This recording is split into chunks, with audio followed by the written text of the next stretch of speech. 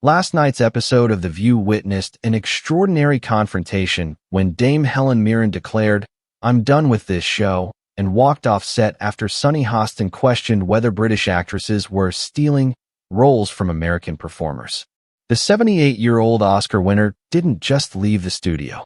She delivered a devastating lesson in xenophobia that left Sunny's credibility in ruins. But what started as promotion for Mirren's new historical drama would expose disturbing nationalist attitudes that The View had been cultivating behind closed doors. The ABC studios were charged with unusual tension from the moment Mirren arrived. The legendary British actress was there to discuss her latest film portraying an American civil rights leader, a casting choice that had already sparked online debate. But Sunny Hostin had prepared something far more confrontational than simple questions. A production coordinator later revealed that Sunny had spent the morning researching foreign actors taking American jobs and had instructed researchers to compile a list of roles Mirren had stolen from American actresses. The warm-up comedian had been making jokes about the British invasion of Hollywood and actors who can't even do proper American accents. Therefore, when the cameras began rolling, Mirren already sensed the hostile atmosphere building beneath the surface pleasantries. The show opened with Whoopi's standard introduction and hot topics discussion. Sunny made several pointed comments about authenticity in casting and protecting American stories from foreign interpretation. Mirren waited backstage with characteristic composure. Though staffers noticed her carefully reviewing notes she'd prepared about her extensive preparation for the role. Her publicist would later reveal that a sympathetic producer had warned them about the planned ambush, saying she was disgusted by the xenophobic angle. When Whoopi finally announced, "Please welcome the incomparable Dame Helen Mirren," the actress walked out to thunderous applause, but her trained actor's instincts immediately detected the underlying tension. "Helen, wonderful to have you back," Whoopi said warmly, trying to establish a respectful tone. "Your new film about the Alabama civil rights movement is getting powerful responses." But before Mirren could respond, Sunny interrupted with false concern. "Helen, don't you think it's problematic that a British actress is playing an American hero? Shouldn't these roles go to American performers who actually understand our history?" she asked. Mirren paused, studying Sunny with the intensity that had made her portrayal of Elizabeth II so commanding. "I'm sorry, are you suggesting that acting ability is determined by passport?" she asked calmly. "I'm suggesting that American stories should be told by Americans. You don't see us playing British royalty," Sunny continued, apparently forgetting numerous examples. "Actually, you do. Renee Zellweger played Beatrix Potter. Gwyneth Paltrow played British roles. Johnny Depp played a British character in Sweeney Todd. Should I continue?" Mirren replied smoothly. Therefore, the hypocrisy was exposed immediately. But Sunny pressed forward, unaware she was walking into a trap. "That's different.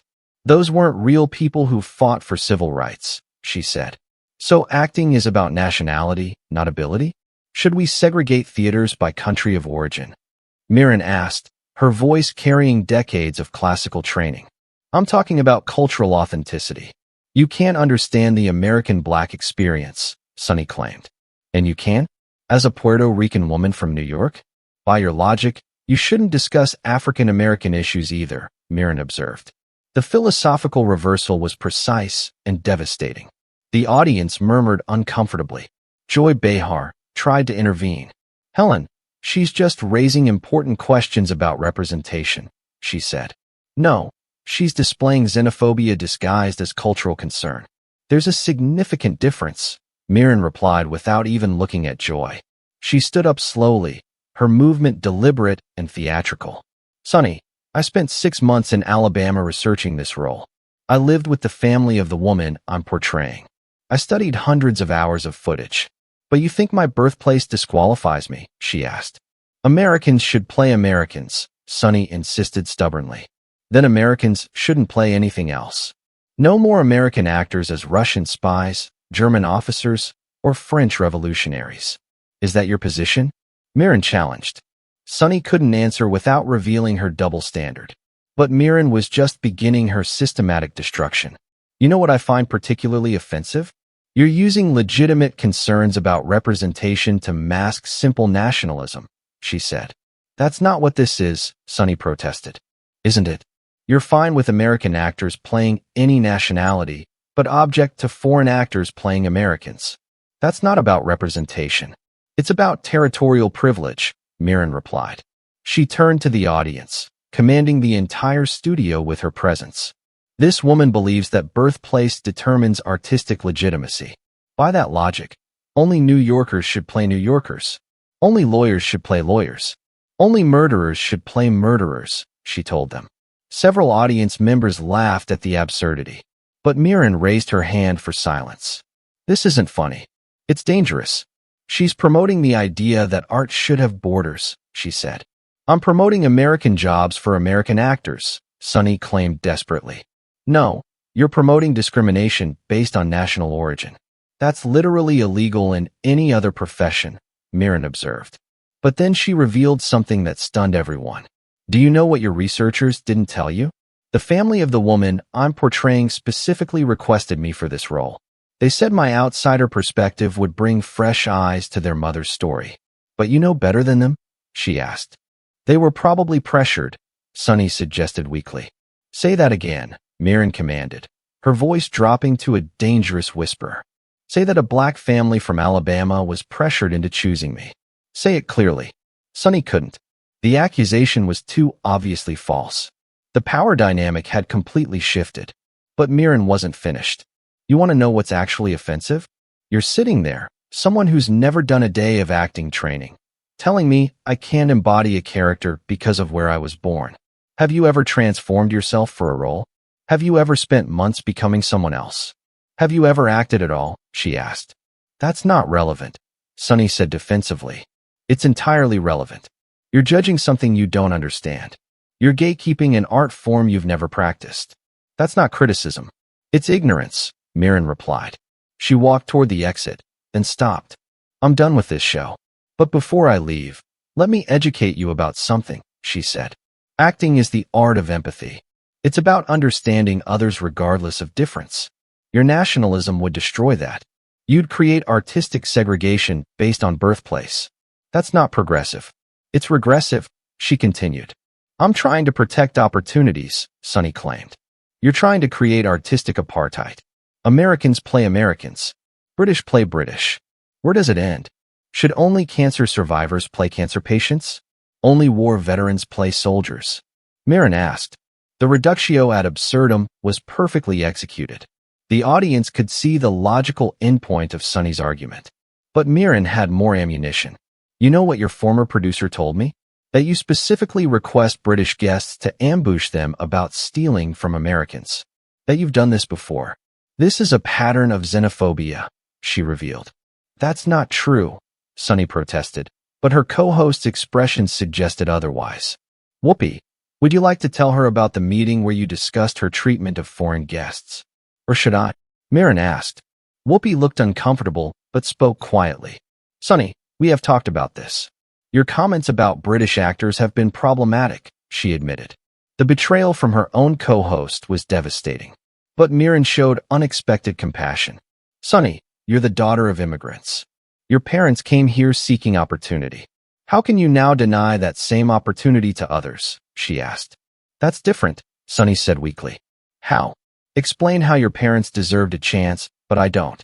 Explain the difference without sounding hypocritical, Mirren challenged. Sunny couldn't. Her mouth opened and closed soundlessly. The contradiction was too obvious.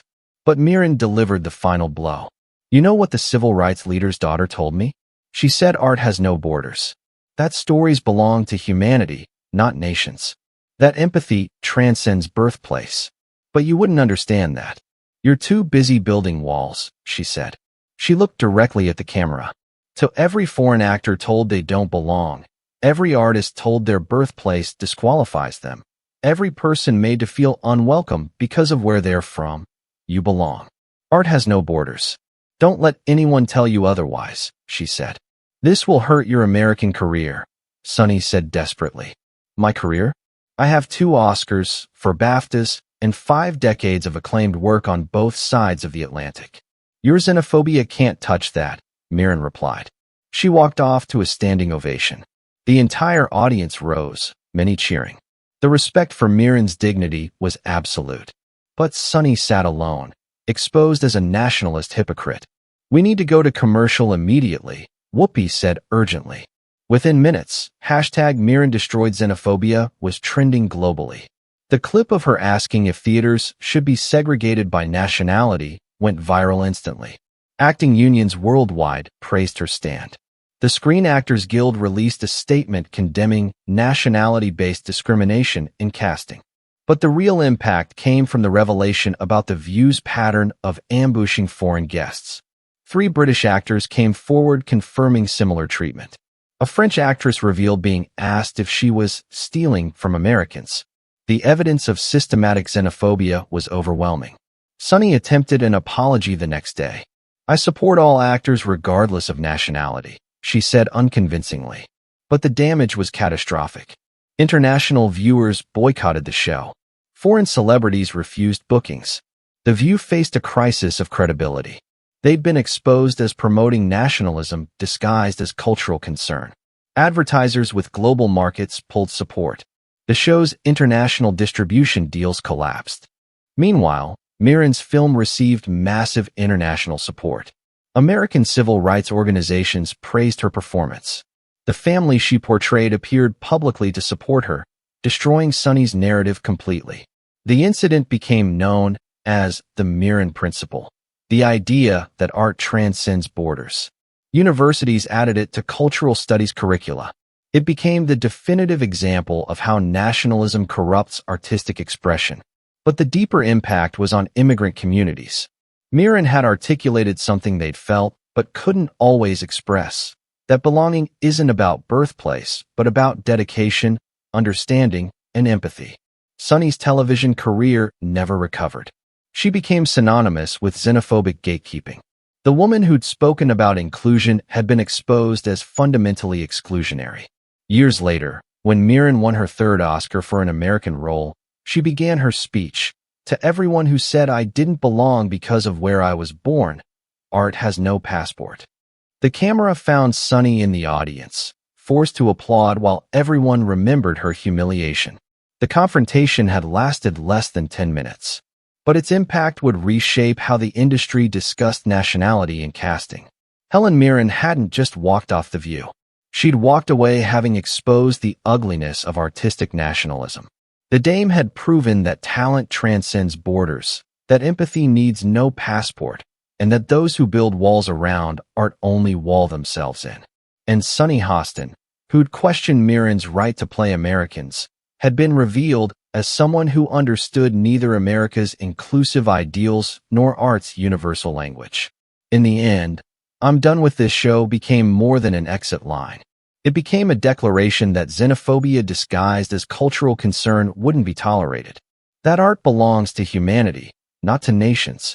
And Helen Mirren, a British actress playing an American hero, had proven that the only thing foreign to art is the prejudice that tries to limit it.